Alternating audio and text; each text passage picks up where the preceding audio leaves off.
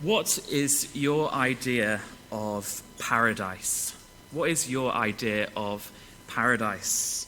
Maybe it's down the beach on a glorious sunny day, golden sands stretching for miles either side of you, and the sea lapping at your feet down at Rest Bay or Barry Island, or maybe even somewhere a little bit warmer than those places. Or maybe it's in a garden surrounded by beautiful flowers blooming into life. And life is everywhere you look, and wildlife, birds singing in the trees. Or maybe you just love the remoteness and beauty of the mountains.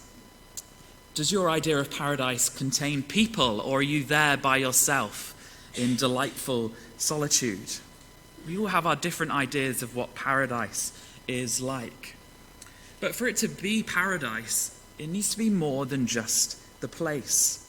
Maybe you've had the really unpleasant experience of being away on a holiday that you've looked forward to for ages, and then you get there and you're unwell and you can't enjoy the beautiful places around you because you don't feel well.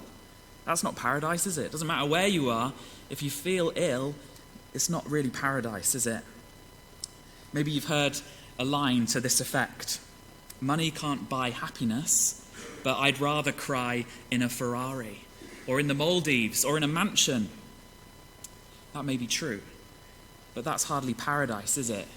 If we're suffering with grief, even if we are in a place which could be considered a paradise, it isn't really a paradise to us in that moment, is it? True paradise, we need more.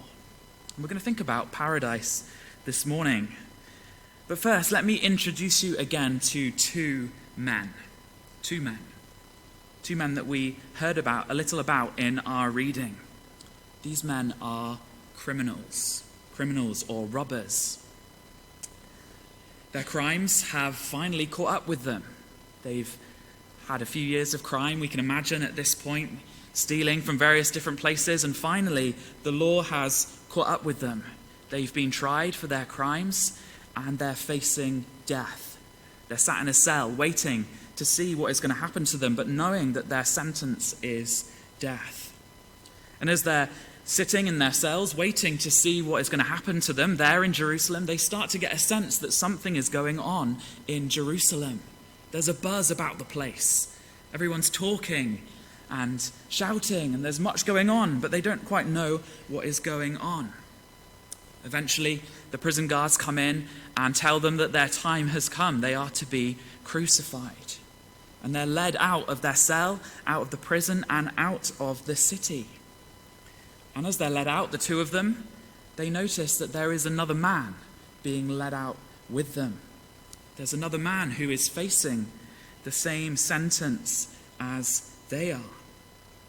And as they look back across at this man carrying his cross like they are, waiting to be crucified, ready to be crucified, they realize that they recognize this man. They recognize this man who is going with them. They recognize him not from their criminal circles. This man isn't a criminal like them. He's not a robber or a thief. They recognize him. He's the teacher. This man's the preacher.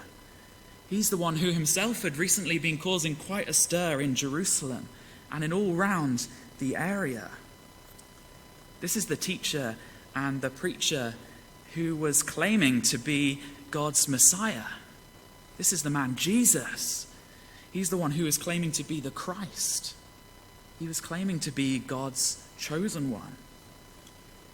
He was saying that he was the one who was going to fix the world. He was the one who had power to forgive people's sins. He's the one who had the power to say that people could go into heaven, into God's kingdom. He was the one who was saying that he was going to be God's king. In fact, he was the one who claimed to be God himself, come to live as a man on earth.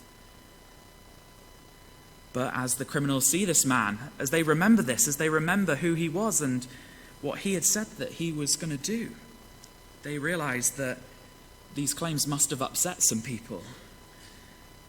They realize, or they think, well, maybe this man isn't who he said he was. If he's here, if he's carrying his cross, if he's heading the same way that we are, he mustn't have been the person that he claimed to be. Here he is, about to die alongside them. And on they go, being led out of the city, led up to Golgotha, the place of the skull. They reach it and are lifted up by the soldiers onto their crosses. They face a shameful death. A crowd has followed them out and is watching on as they are about to die. And as these two criminals are lifted up on their crosses, one on the left, one on the right, with Jesus in the middle, they realize something. The criminals realize that no one is looking at them. As they are lifted up, everyone is focused on that man in the middle.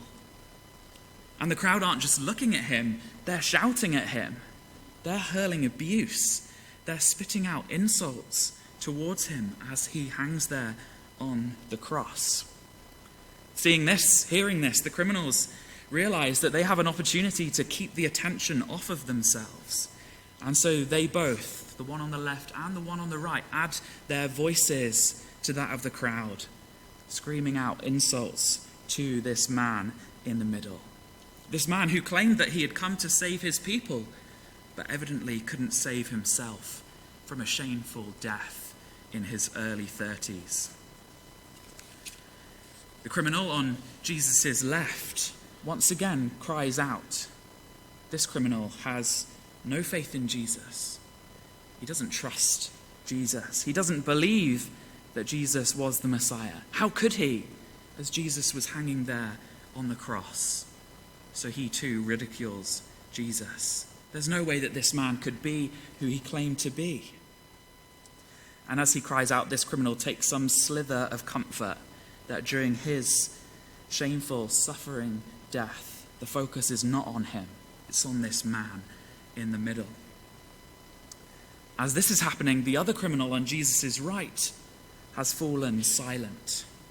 He's no longer hurling insults as he was before at Jesus. He's no longer saying anything. Rather, this criminal has started to feel something. And it's not the intense pain. He's feeling something within his heart, within his soul. He feels uncomfortable. Again, not physically, though he's hanging on a cross, bound to a cross, having to struggle to lift himself up to be able to suck air into his lungs. No. Besides all of that, this criminal feels heavy inside. He feels a weight on his heart. But at the same time, he finds himself drawn to Jesus, hanging there at his side. This man had seen the way that Jesus had behaved. He saw the soldiers beating and mocking Jesus as they put him on the cross. He heard the unrepeatable insults that the soldiers and the crowd had shouted at Jesus. And he'd seen the way that Jesus didn't fight back. Jesus didn't fight back. He didn't shout back. He didn't even speak back to them. In fact, he realizes that Jesus hasn't really said much at all. And when Jesus does finally open his mouth to speak there on the cross, what the criminal hears Jesus say is not something to the crowd, but he prays. He prays a prayer and he says, "Father, forgive them." What? This criminal thinks to himself, forgive them? He wants them to forgive. He wants them to be forgiven after what they have done to him, after what they are doing to him. Sure, this Jesus made some bold claims. He claimed to be God himself. He claimed to be able to forgive sins. But he doesn't deserve death. This man hasn't really done anything wrong. He's a good man. This man hasn't done anything wrong, and yet he wants forgiveness for the people who are killing him.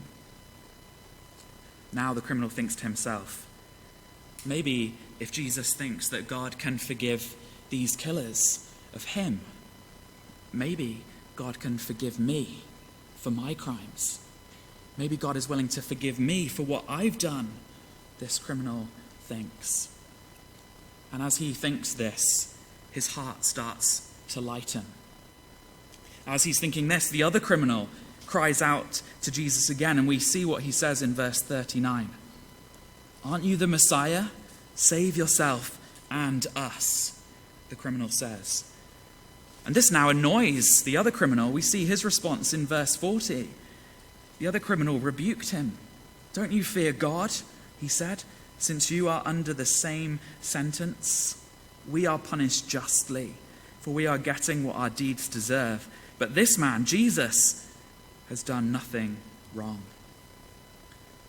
Finally, this criminal turns to Jesus, and he addresses Jesus, and he says, tentatively, but with faith, with trust, "Jesus, remember me when you come into your kingdom."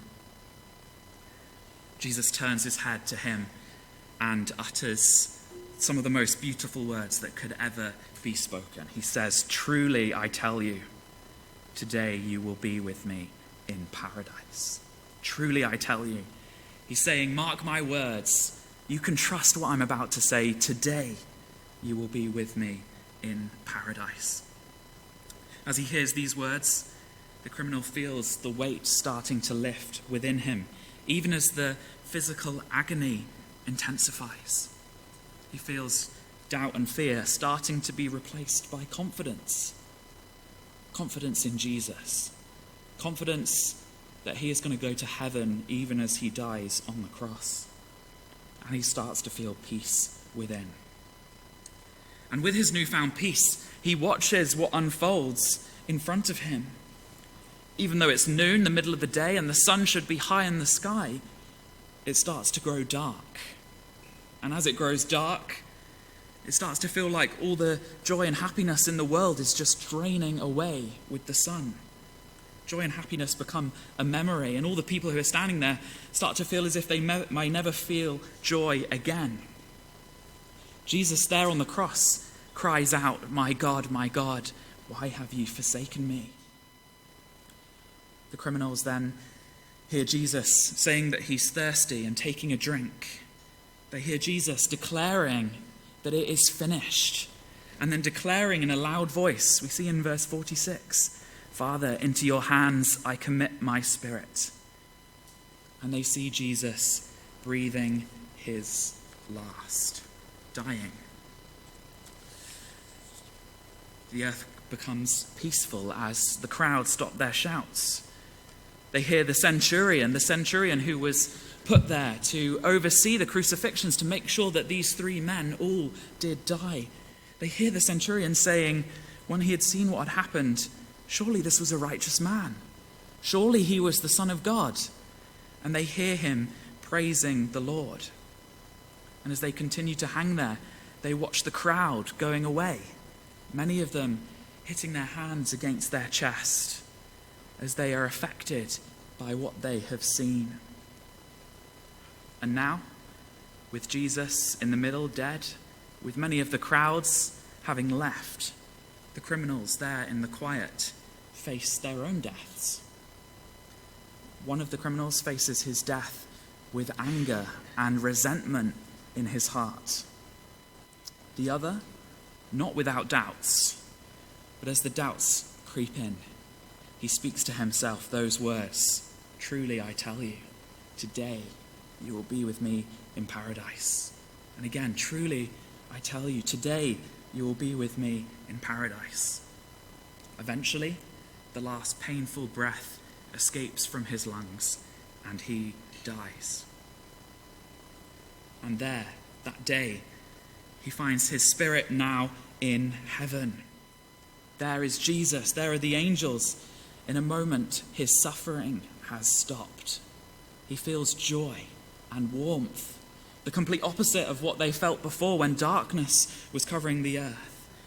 They felt like pain and suffering were just a memory, and they felt a certainty that they would never experience pain and suffering again. What they felt was too glorious to be described. It could only be experienced. But they see Jesus there in heaven, in spirit. But Jesus doesn't stay there. On the third day, he returns to rise again in his body from the dead, from the tomb. His body still scarred from the crucifixion, yet made glorious, never to suffer, never to decay in the ground.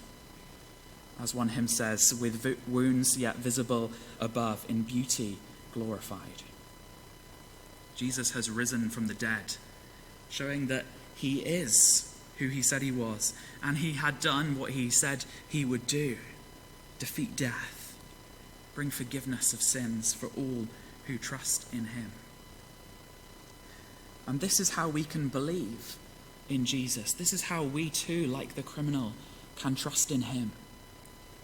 Because of Jesus, because of the Bible, which tells us what Jesus did and what Jesus said. Because of the Gospels that were written, as John says in his Gospel, that we might believe, and in believing have life. And we can believe because of Jesus' resurrection. Because he rose from the dead, because countless people saw him and told others and wrote down what they'd seen. We can trust that Jesus was who he said he was.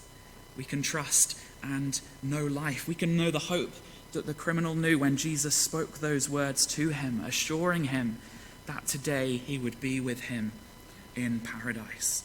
This is how we can know that God and heaven are real, because of Jesus. The first criminal, he doubted. He didn't believe that Jesus was who he said he was. He was only focused on himself, on deflecting shame away from himself. The only thing he really mentions is in doubt, asking if Jesus could get them both off the cross. The second criminal, he recognized. He came to believe through the way that Jesus was. He trusted. He saw that Jesus was really a king who had a heavenly kingdom. Verse 42, remember me when you come into your kingdom. He realized that this kingdom wasn't a kingdom that was on this earth, but a kingdom in heaven. He trusted and simply asked that Jesus might remember him when he came into his kingdom. That Jesus would remember him when he came into heaven. We might ask ourselves, who gets to heaven? We might ask ourselves, can I get to heaven? And this criminal shows us that anyone can get to heaven. It doesn't matter how bad you are. This criminal shows us that even a criminal who, for all we know, had never done a good deed in his life could get to heaven. And it shows us too that no one is ever good enough. Because likewise, this criminal didn't do a single thing to deserve heaven. Didn't do a single thing to deserve the kindness of Jesus. And even if we imagine the best person that's ever lived, who's done the most good things that we can imagine, that is not enough. It comes through simply trusting in Jesus, believing that he was who he said he was, that he was God come to earth as a man to live and die and rise again, that all who believe that would know life, would know heaven, life everlasting. This criminal shows us that no one is ever too bad and no one will ever be good enough, and that's okay.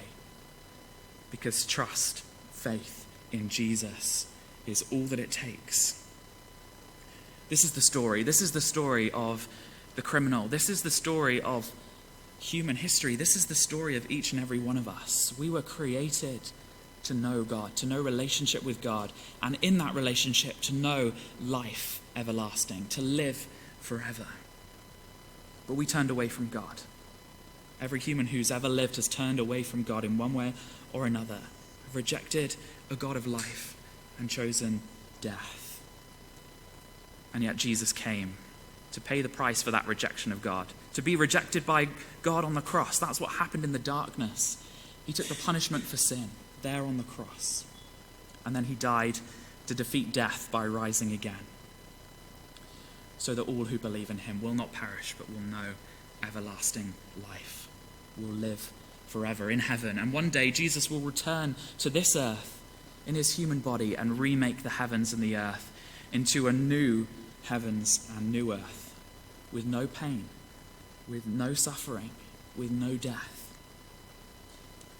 The words of Jesus here mean that we can have assurance and hope that no matter what life throws at us, no matter our struggles and suffering, No matter our illnesses, our worries, our anxieties, we have a God who cares, a God who knows what it's like, and a God who saves.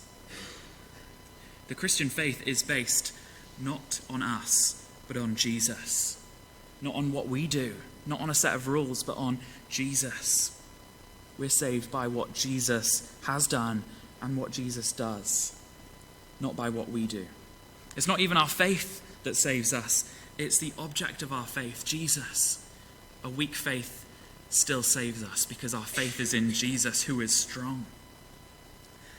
And the hope that we have as Christians is paradise. Not a beach or a mountain. True paradise. True paradise which is beyond our wildest dreams, which will be beautiful and glorious, but also will be without suffering or pain, without darkness, without anything that can take away the joy. Not hell, but heaven. That's the paradise that we have to look forward to as we trust in Jesus. With no sin, no rejection of God, none of the effects of sin, with no chance for it to go wrong again. Just a glorious world of joy for all eternity. A true happily ever after. A true one, a real one. And this is something that we can all get in on. No matter who we are, what we've done in our past, how good or how bad, we can only get in on this because of Jesus. As we heard from Trev, Palm Sunday is all about receiving the King. Receiving the King. And the King that is received is this one who came in on a donkey, who in the space of a week went from having the praise of the people to receiving their insults as he died on a cross. But even as he was lifted up on the cross, he was paying the price for sin and winning life for his people. He was preparing to enter into his heavenly kingdom, and to do so, bringing after him a host of people to share in that kingdom.